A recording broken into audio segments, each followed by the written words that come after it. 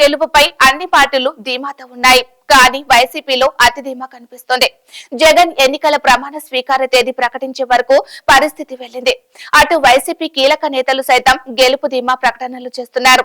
అయితే వైసీపీతో పోల్చుకుంటే టీడీపీ కూటమి నుంచి ప్రకటనలు రావడం లేదు.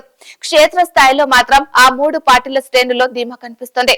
చంద్రబాబు కానీ పవన్ కానీ ఎక్కడ బహిరంగంగా వ్యాఖ్యలు చేయలేదు. విదేశాలకు వెళ్లే ముందు జగన్ కీలక ప్రకటనలు చేశారు. విదేశాల నుంచి వస్తూ ట్వీట్ చేశారు. కానీ చంద్రబాబు బయటపడలేదు. దానినే ఎద్దేవా చేస్తుంది వైసీపీ.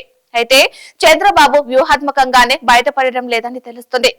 ఏపీపై కేంద్రానికి కూడా స్పష్టమైన సమాచారం ఉన్నట్లు తెలుస్తుంది. హోంశాఖ మంత్రి అమిత్ షా అయితే ఏపీలో కూటమికి 17 నుంచి 18 పార్లమెంటు స్థానాలు వచ్చే అవకాశం ఉందని తేల్చి చెప్పారు. ఆ రాష్ట్రంలో కూటమి అధికారంలోకి వస్తుందని ఢిల్లీలో ఓ టీవీ ఇంటర్వ్యూలో కుండ బద్దలు కొట్టి చెప్పారు. అయితే అదే సమయంలో చంద్రబాబు గప్యత ప్రదర్శిస్తున్నారు. కొంతమంది ఆంతరంగికుల సమావేశంలో చంద్రబాబు ఈ విషయంలో బయటపడినట్లు తెలుస్తుంది. ఎన్ని స్థానాలు సాధిస్తామో వివరించినట్లు సమాచారం.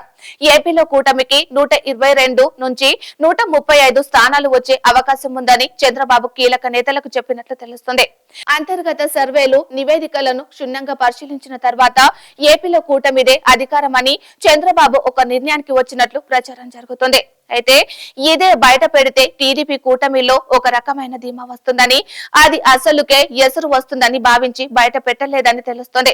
ప్రధానంగా పింఛన్ మొత్తాన్ని 4000కు పెంపు, మహిళలకు ఆర్టీసీ ఉచిత ప్రయాణం వంటివి టర్న్ అయినట్లు చంద్రబాబు అభిప్రాయపడుతున్నట్లు సమాచారం.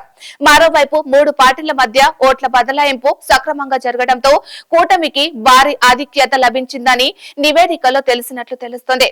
కౌంటింగ్ వరకు మూడు పార్టీల శ్రేణులు అప్రమత్తంగా ఉండాలంటే ఈ ధీమా ప్రకటనలు గప్యంగా ఉంచాలన్నది చంద్రబాబు అభిప్రాయంగా తెలుస్తుంది. అయితే ఇప్పటికే టీడీపీ కీలక నేతలకు, అభ్యర్థులకు సమాచారం అందించినట్లు విశ్వసనీయంగా తెలుస్తోంది.